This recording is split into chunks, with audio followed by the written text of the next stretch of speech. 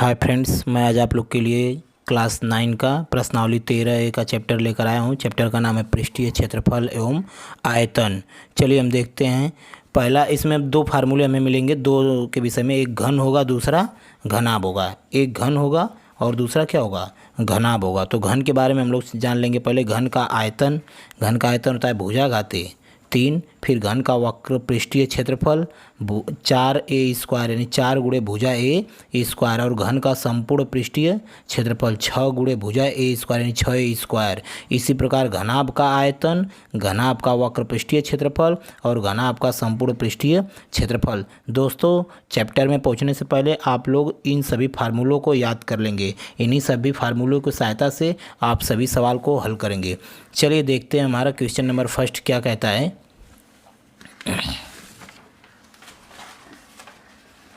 Question number first है हमारा, यदि एक घन की कोर 12 सेमी है तो कोर, आप समझ गए कि घन की सभी भुजाएं बराबर होती हैं।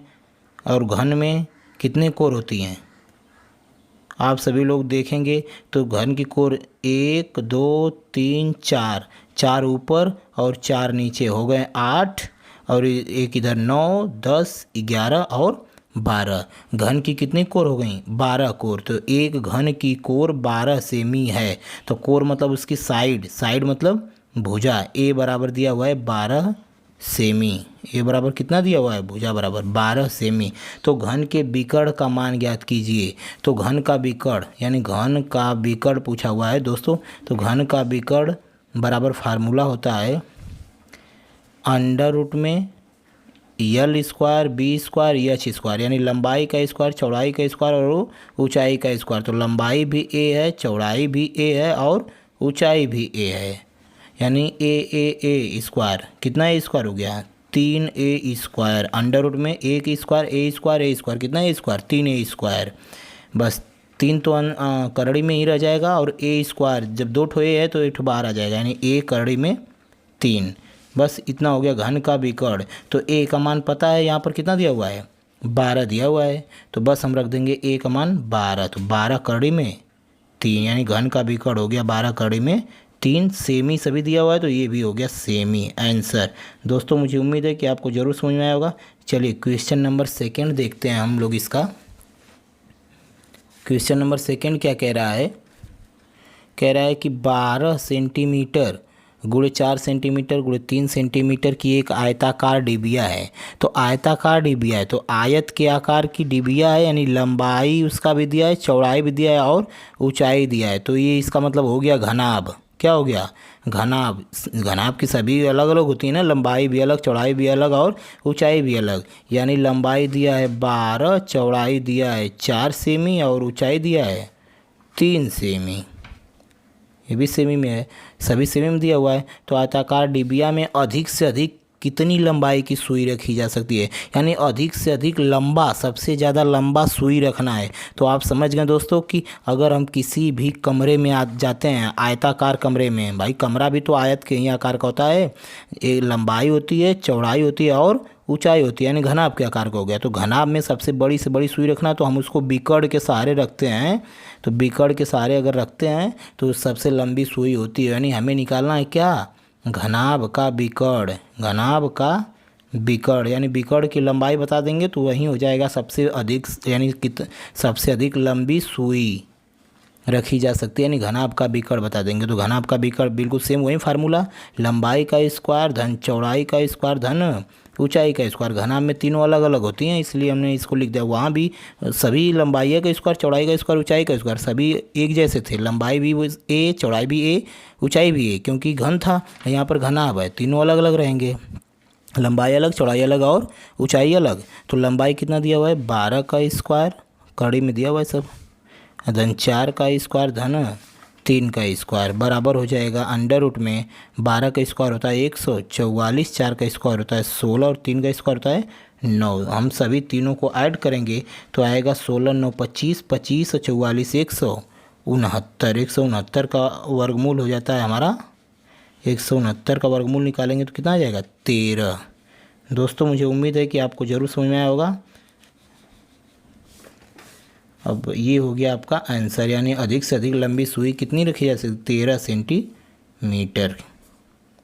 बस चलिए क्वेश्चन नंबर नेक्स्ट देखते हैं दोस्तों। क्वेश्चन नंबर 3, क्वेश्चन नंबर 3 दिया हुआ है, क्या है कि एक आयताकार ठोस की जो लंबाई है चौड़ाई से 2 गुनी और ऊंचाई से 3 गुनी है, ऊंचाई से 3 गुनी है, तो उसका आयतन 36 सेंटीमीटर और उसका आयतन 36 घन सेमी है, तो चौड़ाई क्या है। तो दोस्तों देखिए, हम लोग सबसे पहले ऊंचाई से 3 गुना है, तो मान लेंगे माना आयताकार ठोस। आयताकार ठोस मतलब क्या हो गया, घनाभ हो गया, क्योंकि उसमें घनाभ में लंबाई चौड़ाई और ऊंचाई होती है, तो इसमें लंबाई चौड़ाई और ऊंचाई की बात किया हुआ है, वो भी आयताकार, तो आयताकार में हो गया घनाभ, यानी माना आयताकार अर्थात घनाभ। घनाभ की ऊंचाई मान लीजिए कितना हो गई, यक्स सेमी। मान लीजिए घनाभ की ऊंचाई यक्स सेमी है, तो ऊंचाई से कई गुना लंबाई माना है, 3 गुना, तब हो जाएगा, तब लंबाई बराबर कितना, 3 यक्स, और जो लंबाई है चौड़ाई से 2 गुनी है भैया, तब चौड़ाई कितनी हो जाएगी, जो लंबाई है ना चौड़ाई का 2 गुना है, तो इसका मतलब लंबाई का ये आधा है, तो 3 का आधा कर देंगे चौड़ाई, यानी 3/2 हो जाएगा। दोस्तों मुझे उम्मीद है कि ये बात आप समझ गए होंगे। यहाँ पर जो दिया हुआ है लंबाई के बारे में, सवाल फिर से देख लीजिए, ठोस की जो लंबाई है चौड़ाई से 2 गुना, तो देखिए चौड़ाई का मतलब कि 3/2, 3 का आधा करेंगे तो ये 3 मतलब 3 का आधा, ये 1.5 हो गया, 1.5 का ये 2 गुना, तो चौड़ाई का 2 गुना हो गया, और ऊंचाई का क्या हो गया, 3 गुना, तो ऊंचाई अगर यक्स है तो ये लंबाई कितना, 3 यक्स। ये आप जब बना लेंगे इक्वेशन तो आप आसानी से हल कर सकते हैं। यदि उसका आयतन दिया हुआ है 36 घन सेमी, आयतन दिया है दोस्तों, तो आयतन जब दिया है तो आयतन बराबर क्या होता है, किसका आयतन, घनाभ का आयतन, क्योंकि आयताकार बोला है तो घनाभ निकालेंगे, यानी घनाभ का आयतन दिया हुआ है तो घनाभ का आयतन फार्मूला लगाएंगे, जो दिया रहता है वही फार्मूला लगा देते हैं। घनाभ का आयतन बराबर होता है हमारा लंबाई गुणे चौड़ाई गुणे ऊंचाई, तो लंबाई आ गया है हमारा 3 यक्स, चौड़ाई है हमारा 3 यक्स बटा के 2, और ऊंचाई है हमारा यक्स। बस बराबर कितना दिया हुआ है घनाभ का आयतन प्रश्न में, 36 हो गया। बस इसी को हम लोग सॉल्व करेंगे, 3 से कटाएंगे, 3 तरीके 9 होता है, तो 9 चौके 36, यक्स गुणे यक्स गुणे यक्स, यक्स घाते 3 बराबर 2 चौके 8। बस इसका हो गया यक्स, इधर क्यूब है, इधर हटेगा क्यूब तो इधर घनमूल निकल जाएगा, यानी घनमूल लग जाएगा 8 का, तो 8 का घनमूल होता है क्या, यक्स बराबर जाएगा 2। भाई 2 घाते 3 होता है ना, तो 3 का मतलब ये घन निकालना है इसका, तो 2 का घन होता है 8, बस यक्स बराबर 2। तो बस हमारा लंबाई हो गया, ऊंचाई हो गया, सभी निकालेंगे, तो यक्स बराबर 2, तो यानी ऊंचाई हो गया कितना, 2 सेमी, लंबाई कितना होगा, 3 दूना 6 सेमी, और चौड़ाई कितना हो गया, 3/2 गुणे 2, 2 से 2 कट गया, यानी बराबर 3 सेमी। बस क्या निकालना था, तो चौड़ाई क्या है उसकी पूछा है, तो चौड़ाई क्या है, बस चौड़ाई बराबर कितना आ गया इसका, 3 सेमी। दोस्तों ये हो गया आपका आंसर, यहाँ पर लिख देंगे, अतः चौड़ाई बराबर 3 सेमी। मुझे उम्मीद है कि आपको ज़रूर समझ में आया होगा। चलिए देखते हैं question number next. Question number next है हमारा क्वेश्चन नंबर 4। धातु के 3 घनों की कोरें, घन के बारे में दिया हुआ है, कोर का मतलब कि भुजा, यानी 3 घन हैं जिनकी भुजाएं, पहला घन हो गया, फिर इसी प्रकार दूसरा घन, और फिर तीसरा घन, सभी की भुजाएं, इसकी भुजा 2 सेमी, इसकी भुजा 12 सेमी, और इसकी 2 डेसीमीटर, 12 डेसीमीटर तथा 16 डेसीमीटर है, सब डेसीमीटर में दिया हुआ है, सभी डेसीमीटर में दिया हुआ है, डेसीमीटर में है। इनको गलाकर एक बड़े घन में बदल दिया जाता है। दोस्तों इनको गलाकर मतलब इनको सभी को पिघला करके बराबर मिला करके बड़ा घन बनाया जाता है। यानी आप समझ गए होंगे कि इन तीनों को गला करके मिला करके एक बड़ा घन बनाया जाता है। इस नए घन का आयतन निकालना है, प्रत्येक कोर की लंबाई बताना है इसके, यानी भुजा की लंबाई तथा बीकड़ की लंबाई, यानी इसके बीकड़ की भी लंबाई बताना है। ये जो बीकड़ होता है इसका बीकड़ की भी लंबाई बताना है। तो इसका मतलब आप समझ गए कि तीनों छोटे घनों का जो आयतन होगा मिलाएंगे तो बराबर बड़े घन का आयतन। पहले घन का आयतन वॉल्यूम प्लस दूसरे घन का आयतन प्लस तीसरे घन का आयतन बराबर बड़े घन का आयतन। बड़े घन का आयतन। दोस्तों मुझे उम्मीद है कि ये बात आप ज़रूर समझ गए होंगे। चलिए फिर आगे देखते हैं क्या है। तो घन का आयतन वो छोटा घन हो चाहे बड़ा घन हो, घन का आयतन तो फार्मूला वहीं रहेगा। तो घन का आयतन क्या होता है? भुजा घाते 3। इसका भी घन का आयतन भुजा घाते 3, इसका भी घन का आयतन भुजा घाते 3। अगर पहला घन है तो इसको 1 लिख सकते हैं, दूसरा घन है तो 2 लिख सकते हैं, तीसरा घन है तो 3 लिख सकते हैं। बराबर बड़े घन का आयतन तो भुजा घाते 3। बस इसको आप बड़ा ए भी लिख सकते हैं, कुछ भी लिख सकते हैं, बस भुजा घाते 3। तो इसकी भुजा कितनी है? 2 घाते 3 प्लस इसकी भुजा कितनी है? 12 घाते 3 प्लस इसकी भुजा कितनी है? 16 घाते 3 बराबर बड़े घन का भुजा घाते 3। बस 2 घाते 3 का मतलब होता है 8, 12 घाते 3 का मतलब होता है 1728, 16 घाते 3 का मतलब होता है 4096 बराबर भुजा घाते 3। बस इधर घन है, इधर आएगा तो घनमूल हो जाएगा, यानी भुजा बराबर यानी इसी के बराबर हो जाएगा। ये सब जोड़ देंगे तो 8 6 14, 14 26 2 22 हासिल 2, 9 2 11 2 13 हासिल 1, 7 1 8, 4 1 5, 5832 आ गया। तो 5832 का वर्गमूल होता है। 5832 का वर्गमूल जब आप निकालेंगे तो क्या हो जाएगा? नहीं सॉरी, इधर घन है तो इधर घनमूल हो जाएगा, घनमूल। बस तो 5832 का घनमूल आप जब निकालते हैं तो आता है 18। क्या आता है? 18, यानी भुजा बराबर बड़े घन की भुजा आ गई कितनी? 18। सभी डेसीमीटर में दिया हुआ है तो ये भी क्या हो जाएगा? डेसीमीटर। तो नए घन की हो गई भुजा 18 डेसीमीटर। तो फिर दोस्तों क्या निकालना है उसका? अब बताना है उसका बड़े घन नए घन का क्या? आयतन। बस नए घन का आयतन, तो आयतन बराबर होता है भुजा घाते 3, भुजा घाते 3। तो भुजा आया हुआ है इसका कितना? 18, तो 18 घाते 3, तो 18 घाते 3 अभी हमने निकाला यहाँ पर 18 घाते 3 अभी यहाँ पर पता चला है। तो 18 घाते 3 का मतलब होता है 5832 घन डेसीमीटर, घन डेसीमीटर। दोस्तों मुझे उम्मीद है कि आप समझ गए होंगे। अब फिर प्रत्येक कोर की लंबाई, तो कोर की लंबाई यानी भुजा की लंबाई हो गई, कोर की लंबाई यानी ए बराबर हो गया कितना? कोर की लंबाई ए बराबर 18 डेसीमीटर, इतना हो गया। और फिर बीकड़ की लंबाई, तो बीकड़ की भी लंबाई पूछा है, तो बीकड़ बराबर घन का बीकड़ बराबर होता है, अभी हमने पहले सवाल में निकाला था ऊपर, घन का बीकड़ होता है भुजा कड़ी में 3, भुजा कड़ी में 3। तो भुजा दिया हुआ है 18, कड़ी में 3। बस ये हो गया डेसीमीटर। दोस्तों मुझे उम्मीद है कि आप ज़रूर समझ गए होंगे। चलिए देखते हैं क्वेश्चन नंबर नेक्स्ट, यानी कि देखिए दोस्तों क्वेश्चन नंबर 5वां है हमारा।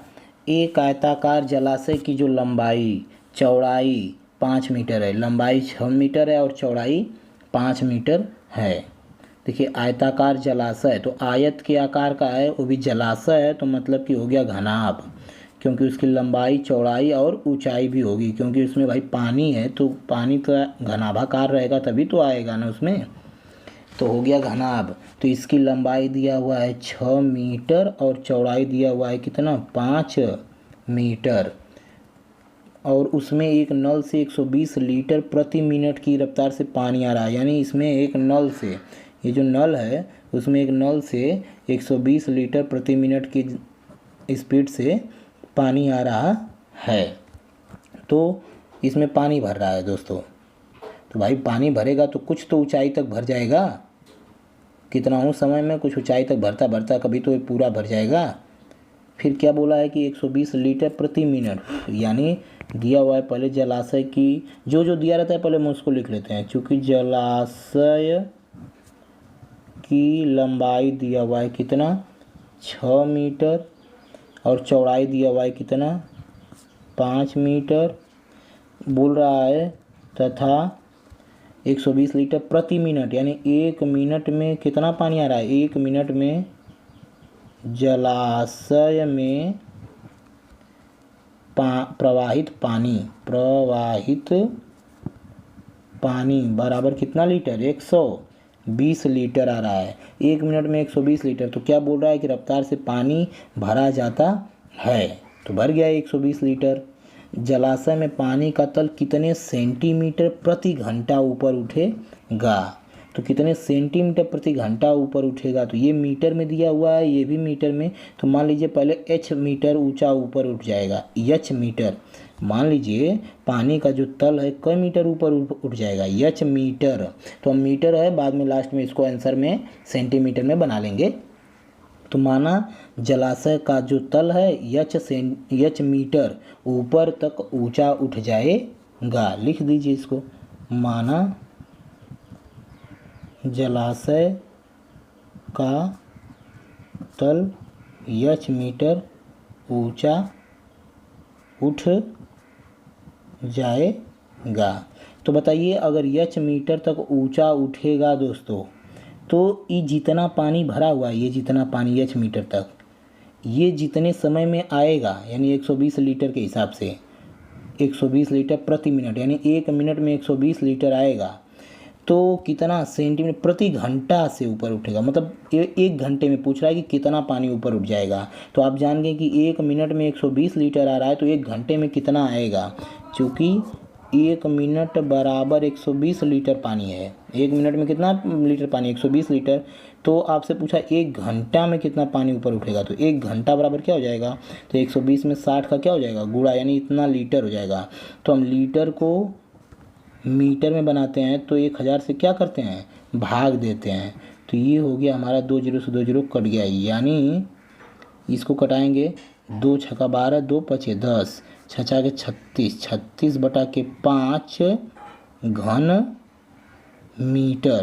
भाई लीटर में था तो घन मीटर में बनाने के लिए 1000 से क्या करते हैं हम लोग भाग देते हैं। बस ये हमारा हो गया 36 बटा 5 घन मीटर। यानी आप जान गए कि 1 घंटा में इतना पानी आएगा, कितना पानी 36 बटा के 5 घन मीटर। तो वहीं तो दिया हुआ है ना। तो 1 घंटे में इतना पानी आएगा, तो यानी 1 घंटे का इसका आयतन निकाल लीजिए। 1 घंटे में इसमें पानी का आयतन, तब 1 घंटे में पानी का आयतन क्या हो जाएगा, लंबाई गुणे चौड़ाई, लंबाई गुणे चौड़ाई गुणे ऊंचाई h मीटर तक बराबर 1 घंटे में कितना आयतन आया है पानी 36 बटा 5। दोस्तों मुझे उम्मीद है कि ये बात आप ज़रूर समझ गए होंगे। ये देखिए लंबाई दिया हुआ है, ये चौड़ाई, ये ऊंचाई। 1 घंटे में h मीटर तक मान लीजिए ऊंचा ऊपर उठ गया, तो ये उसका आयतन हो गया 1 घंटे का, इतना का आयतन बराबर 1 घंटे में पानी कितना आया है उसका आयतन। यानी 1 घंटे का आयतन बराबर 1 घंटे का आयतन। बस इसी को सॉल्व कर लेंगे। ये जितना भी आएगा वो मीटर में आएगा ऊंचाई, हम इसको लास्ट में सेंटीमीटर में बना लेंगे।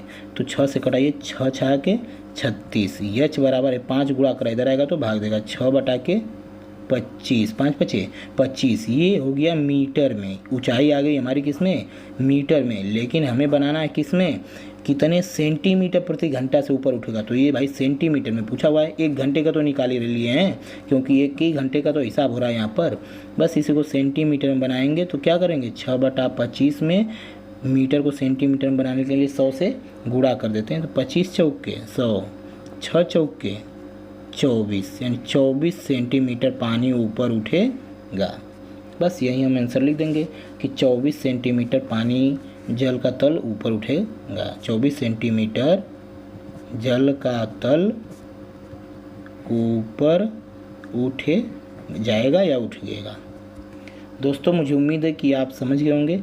चलिए क्वेश्चन नंबर नेक्स्ट देखते हैं हम लोग। क्वेश्चन नंबर नेक्स्ट है हमारा दोस्तों, एक घन का आयतन ज्ञात कीजिए। यानी घन का आयतन पूछा है, तो घन का आयतन पूछ रहा है आपसे, जिसका संपूर्ण पृष्ठीय 54 वर्ग मीटर है। तो संपूर्ण पृष्ठीय क्षेत्रफल दिया है, तो जो दिया रहता है पहले वहीं फार्मूला लगा देते हैं। चूँकि संपूर्ण पृष्ठीय क्षेत्रफल बराबर, फार्मूला क्या होता है हमने बताया था कि घन दिया हो तो 6a स्क्वायर, चैप्टर के शुरू में ही बताया था कि घन का संपूर्ण पृष्ठीय क्षेत्रफल, और कहा था कि ये सभी काम पड़ेंगे आपको सवाल लगाते समय। तो दिया हुआ है 54, यानी 54 बराबर 6a स्क्वायर, 6 इधर गुणा करा इधर आएगा तो भाग करेगा, 6 से कटाएंगे 6 9 54, यानी भुजा स्क्वायर बराबर 9, तो स्क्वायर इधर आएगा तो अंडर रूट लग जाएगा, यानी वर्गमूल, तो 3 हो जाएगा, स्क्वायर हटेगा तो a बराबर 3, यानी भुजा का मान हो गया 3 मीटर में है सब, तो ये भी गए 3 मीटर। बस आप क्या निकालना है, घन का आयतन। तो घन का आयतन था भुजा घाते 3, तो भुजा मतलब आया 3, 3 घाते 3, 3 3 की 9 27। दोस्तों मुझे उम्मीद है कि आप जरूर समझ गए होंगे। ये 27 घन मीटर, 27 घन मीटर आ गया।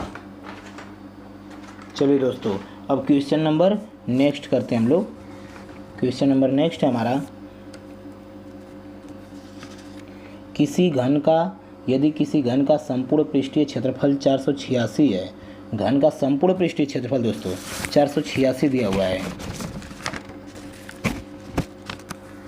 486 है, तो उस घन का आयतन ज्ञात कीजिए। तो जो दिया है पहले उसी का फार्मूला लगा दीजिए। तो घन का संपूर्ण पृष्ठीय क्षेत्रफल, चूँकि घन का संपूर्ण पृष्ठीय क्षेत्रफल दिया हुआ है 486, तो संपूर्ण पृष्ठीय क्षेत्रफल क्या होता है 6 स्क्वायर बराबर 486, तो हो गया 6 से कटाएंगे इसको, 6 8 48, 6 यानी a स्क्वायर बराबर 81, तो a बराबर 9 का वर्ग होता है 81, a बराबर हो गया 9, a बराबर 9। तो क्या बताना है, घन का आयतन, तब इसलिए घन का आयतन बराबर होता है भुजा घाते 3, भुजा घाते 3, भुजा ये 9, 9 घाते 3, 9 घाते 3 का मतलब होता है 729।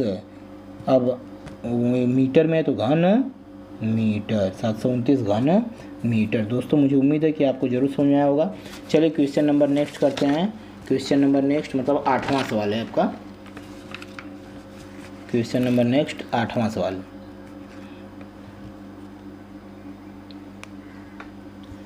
निम्न सारणी में रिक्त स्थानों की पूर्ति कीजिए। घनाभ का, ये घनाभ के बारे में दिया हुआ है। घनाभ का क्या दिया हुआ है, पहले में आयतन, क्या क्या पूछा है, संपूर्ण पृष्ठीय क्षेत्रफल, विकर्ण पूछा है और ऊंचाई दिया है। तो हमने कहा है कि जो दिया रहता है पहले वहीं फार्मूला लगा देते हैं। तो घनाभ के बारे में दिया है तो घनाभ का फार्मूला लगाएंगे। क्या दिया हुआ है, आयतन, तो चलिए लगाते हैं। चूँकि पहले सवाल के लिए है घनाभ का आयतन, यानी क्रम संख्या पहले के लिए है, आयतन दिया तो आयतन का लगाए फार्मूला।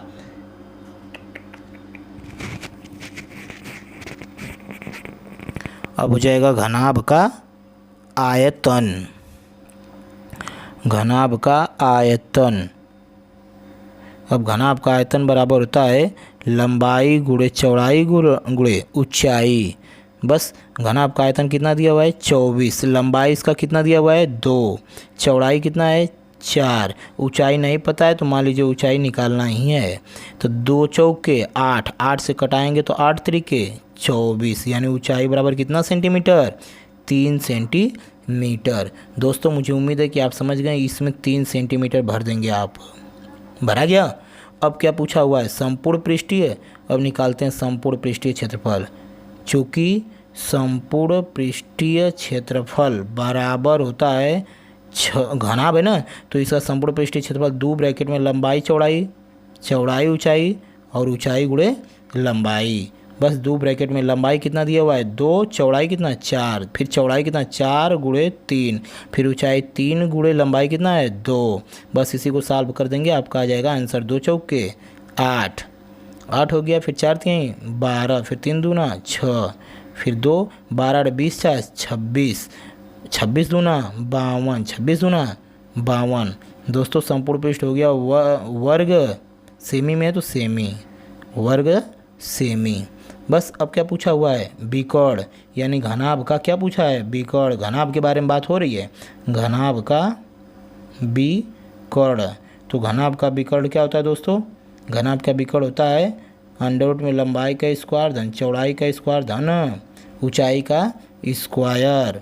लंबाई कितना है, 2 का स्क्वायर, 4 का स्क्वायर और 3 का स्क्वायर। ये नहीं रहेगा, 3 का स्क्वायर। बस इसको सॉल्व करेंगे हम लोग। 2 का स्क्वायर होता है 4 और 4 का स्क्वायर होता है 16, 3 का स्क्वायर 9, 16 9 25 4 29। कितना हो गया 29, कड़ी में 29 सेमी। इसका विकर्ण हो गया कड़ी में 29 सेमी है। संपूर्ण पृष्ठ आया हुआ है कितना 52। संपूर्ण पृष्ठ कितना आया है 52।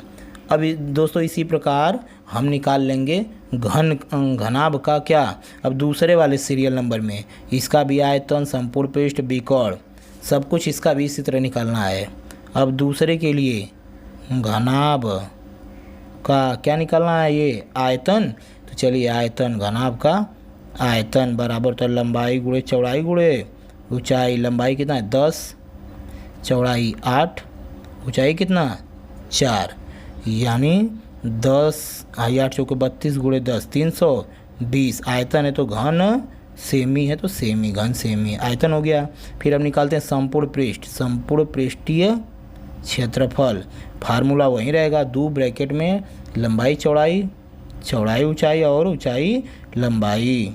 2 ब्रैकेट में लंबाई गुणे चौड़ाई 10 गुणे 8 धन 8 गुणे 4 धन 4 गुणे 10। बस इसी को सॉल्व कर देंगे हम लोग। आ जाएगा हमारा 2 ब्रैकेट में 10 वाट है 80 धन 8 चौके 32 धन 4 दाम है 40। 2 ब्रैकेट में 2 4 3 7 8 15 152 304 304 वर्ग सेमी। ये हो गया संपूर्ण पृष्ठीय क्षेत्रफल। अब क्या निकालना है विकर्ण। अब इसका भी निकालना है विकर्ण की लंबाई, घनाभ का विकर्ण। घनाभ का विकर्ण आप जानते हैं कि अंडर रूट में लंबाई का स्क्वायर, चौड़ाई का स्क्वायर और ऊंचाई का स्क्वायर। तो लंबाई कितना है 10 का स्क्वायर, 8 का स्क्वायर और 4 का स्क्वायर। तो अंडर रूट में 10 का स्क्वायर कितना होता है 100, 8 का स्क्वायर 64, 4 का स्क्वायर 16 बराबर हो गया अंडर रूट में कितना सभी 164, 76 10 80 180। अगर कुछ अंडर रूट से निकलता है तो निकाल देंगे, नहीं तो इसी तरह छोड़ देंगे। अंडर रूट में हो गया 180। दोस्तों मुझे उम्मीद है कि आप ज़रूर समझ गए होंगे। क्वेश्चन नंबर नेक्स्ट, एक घन का विकर्ण 9 है। क्वेश्चन नंबर 9, एक घन के विकर्ण की लंबाई, तो जो दिया है वहीं फार्मूला लगा देंगे। घन के विकर्ण की लंबाई क्या दिया हुआ है 10 कड़ी में 3 सेंटीमीटर। तो घन का विकर्ण क्या होता है भुजा कड़ी में 3 बराबर 10 कड़ी में 3, कड़ी में 3 से कड़ी में 3 कट गया, यानी भुजा बराबर कितना हो गया 10 सेमी। भुजा बराबर कितना हो गया 10 सेमी। तो उसका आयतन पूछा हुआ है, यानी किसका आयतन, घन का आयतन। घन के बारे में बात हो रहा है ना, घन का आयतन बताइए। तो घन का आयतन था भुजा घाते 3, भुजा घाते 3 का मतलब हो गया भुजा कितनी आ गई इसकी 10, 10 घाते 3, 10 घाते 3 मतलब 1 पर 3 सुनना, इतना घन सेमी है तो सेमी, घन सेमी। दोस्तों मुझे उम्मीद है कि आपको ज़रूर समझ में आया होगा। अब चलिए question number next, question next का मतलब क्वेश्चन नंबर 10वां हम लोग लगाते हैं। क्वेश्चन नंबर 10वां है हमारा, यदि किसी घन का संपूर्ण पृष्ठीय क्षेत्रफल 1944 है तो उस घन का आयतन ज्ञात कीजिए। देखिए संपूर्ण पृष्ठीय क्षेत्रफल दिया हुआ है तो संपूर्ण पृष्ठीय क्षेत्रफल का फार्मूला लगा देंगे, क्योंकि घन का संपूर्ण पृष्ठीय क्षेत्रफल बराबर क्या होता है 1944 दिया हुआ है। तो संपूर्ण पृष्ठीय क्षेत्रफल क्या होता है 6a² बराबर 1944। तो 6 से कटाएंगे 6 3 18, 1 6 दूना 12, 2 6 चौके 24, a² बराबर 324। तो a बराबर इधर आएगा तो अंडर रूट लगेगा, तो अंडर रूट में 324, तो 324 का वर्गमूल, 324 का वर्गमूल क्या होता है 18, 18 का वर्ग होता है ना 324। बस ये हो गया 18। दोस्तों भुजा बराबर हो गई 18। तो पूछा क्या घन का आयतन, घन का आयतन, तो घन का आयतन होता है भुजा घाते 3 यानी 18 घाते 3। 18 घाते 3 का मतलब 5832। हमने पहले ही सवाल में आया था एक बार 18, तो 18 घाते 3 का मतलब हो गया 5832 घन मीटर है, तो मीटर घन मीटर। आयतन है तो घन, मीटर रहेगा तो मीटर घन मीटर। दोस्तों मुझे उम्मीद है कि आपको जरूर समझ में आ रहा होगा। चलिए क्वेश्चन नंबर 11 करते हैं हम लोग। एक दीवार 10 मीटर लंबी, 4 डेसीमीटर चौड़ी तथा 3 मीटर ऊंची कितनी ईंटों की सहायता से की आवश्यकता होगी, बनाने में कितनी ईंटों की आवश्यकता होगी, जबकि एक ईंट की बीमा यानी एक ईंट की लंबाई इतना सेंटीमीटर और इतना सेंटीमीटर दिया हुआ है।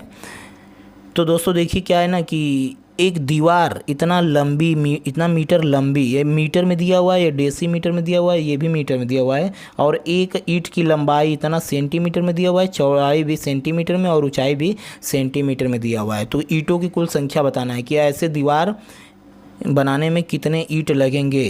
तो यानी ईंटों की संख्या बराबर होता है, ईंटों की संख्या कैसे निकालते हैं, पहले पूरे दीवार का आयतन यानी दीवार का आयतन, पूरे दीवार का आयतन में एक ईंट के आयतन से भाग दे देंगे तो पता चल जाएगा आपके कुल ईंटों की संख्या कितनी लगी है। बस बहुत ही आसान है ईंटों की संख्या निकालना दोस्तों।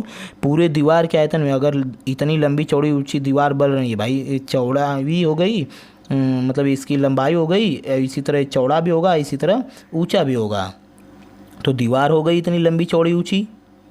तो इसमें कितने कितने कितने ईंटें लगे हैं, तो आप क्या करेंगे कि पूरे दीवार के आयतन में एक ईंट के आयतन से भाग दे देंगे, बस आपको पता चल जाएगा कुल ईंटों की संख्या कितनी है। दोस्तों मुझे उम्मीद है कि ये बात आप समझ रहे होंगे। दीवार का आयतन क्या होता है, दीवार घनाभ टाइप होगी, लंबाई गुणे चौड़ाई गुणे ऊंचाई, अब बटा के एक ईंट का भी आयतन वहीं रहेगा, फार्मूला तो वहीं रहेंगे, आयतन है तो आयतन घनाभ टाइप बनते ही हैं। तो इसका मीटर में दिया हुआ है 10 मीटर और ये सब दिया हुआ है सेंटीमीटर, तो मीटर को बनाने लेंगे हम लोग सेंटीमीटर में 10 गुणे 100। फिर 4 दिया हुआ है, 4 डेसीमीटर, 4 डेसीमीटर, तो 4 डेसीमीटर को हम सेंटीमीटर में बनाएंगे तो आ जाएगा हमारा 4 गुणे 10। फिर 3 मीटर को भी सेंटीमीटर बनाएंगे तो 100 का क्या कर देंगे गुणा, पूरे के अपान, ये तो सेंटीमीटर में दिया हुआ है, एक ईंट का आयतन है, एक ईंट का आयतन मतलब कि लंबाई गुणे चौड़ाई गुणे ऊंचाई, ये तो सेंटीमीटर में ये सब दिए हैं पहले से ही। बस इसी को हम लोग सॉल्व कर लेंगे, तो इसी को सॉल्व करेंगे तो हमारा आ जाएगा आंसर, यानी ईंटों की संख्या आ जाएगी 25 चौके 100, 4 तिहाई 12, फिर 3 से 1 कट जाएगा, फिर 4 दूना के 8, 2 पछे 10, 5 पर 1 2 3 शून्य, 3 शून्य हो जाएंगे 5 पर, यानी 5000 ईंट लगे हैं। आंसर हो गया आपका ये, 5000 ईंट लगे हैं। दोस्तों मुझे उम्मीद है कि आपको ज़रूर समझ में आ रहा होगा। अगर नहीं समझ में आया होगा तो मुझे कमेंट में कमेंट ज़रूर करिएगा। चलिए क्वेश्चन नंबर नेक्स्ट देखते हैं हम लोग।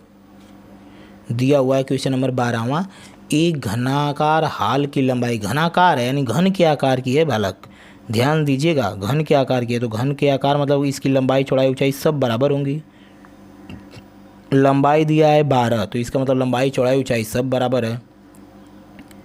घन की लंबाई बराबर है 12 मीटर, तो इसी प्रकार चौड़ाई भी 12 और ऊंचाई भी 12। इस हाल में कितने विद्यार्थी रह सकते हैं, यानी घन का पहले हम लोग निकाल लेंगे आयतन, यानी कितना जगह घेर रहे हैं घन में कितना मतलब आयतन हो गया, उसका कितना जगह है। फिर प्रत्येक विद्यार्थी को इतना घन सेंटीमीटर यानी 2.56 घन मीटर स्थान की आवश्यकता होती है। तो हाल का संपूर्ण पृष्ठीय क्षेत्रफल भी ज्ञात कीजिए। इसमें आपसे पूछा हुआ है कि इस हाल में कितने विद्यार्थी रह सकते हैं। तो सबसे पहले आप निकाल लेंगे कि हाल कितना आयतन है, उसका हाल का आयतन यानी घनाकार हाल का आयतन बराबर हो गया भुजा घाते 3। इसकी भुजा की लंबाई कितनी है, घन के भुजा यानी हाल की भुजा की लंबाई 12 है, तो 12 घाते 3 यानी 12 गुणे 12 गुणे 12। इसको आप गुणा न करके इसको विस्तृत रूप में लिखे रहिए, इसको कटाने पिटाने में काम देगा।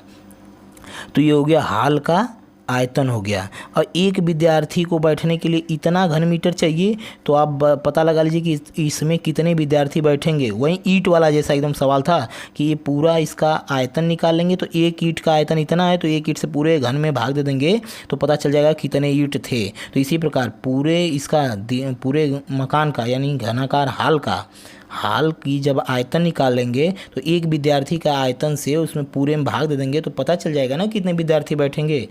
तब विद्यार्थियों की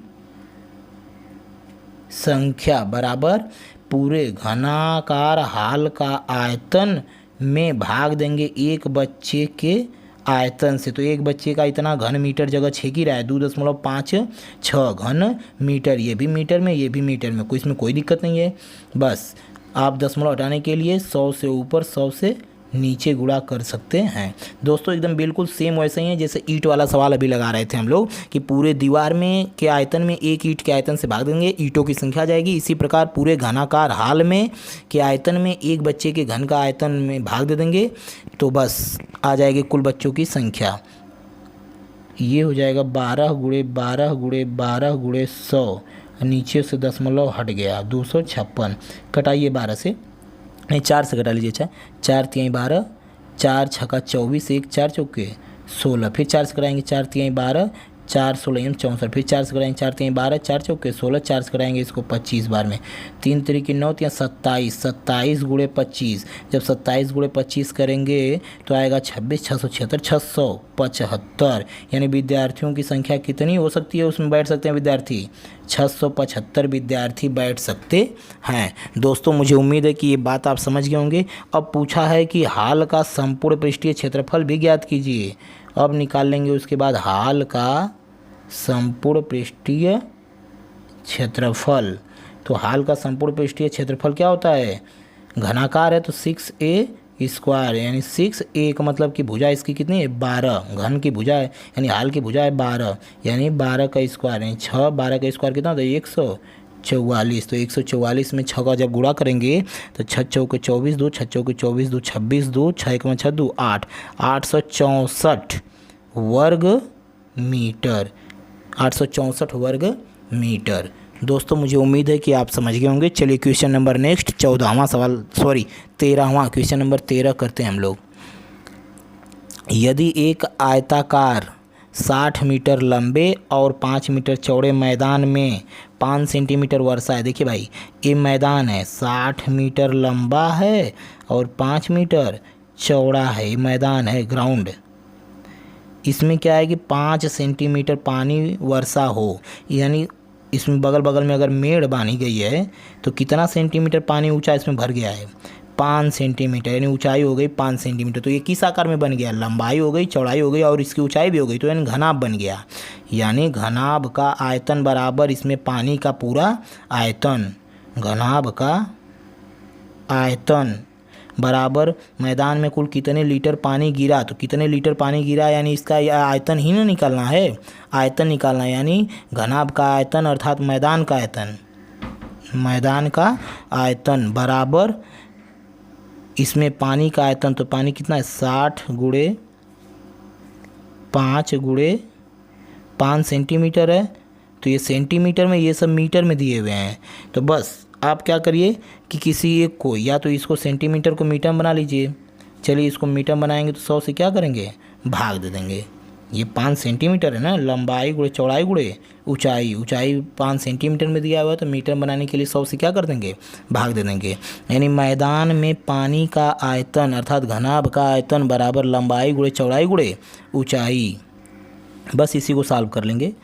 0 से 0 कट गया, 5 दूना के 10, 2 तिया के 6, 3 पचे 15, 15 घन मीटर आयतन है ना, तो घन मीटर 15 घन मीटर पानी गिरा इसमें। तो हमें किस में बनाना है, कुल कितने लीटर पानी गिरा, तो लीटर में बनाना है दोस्तों।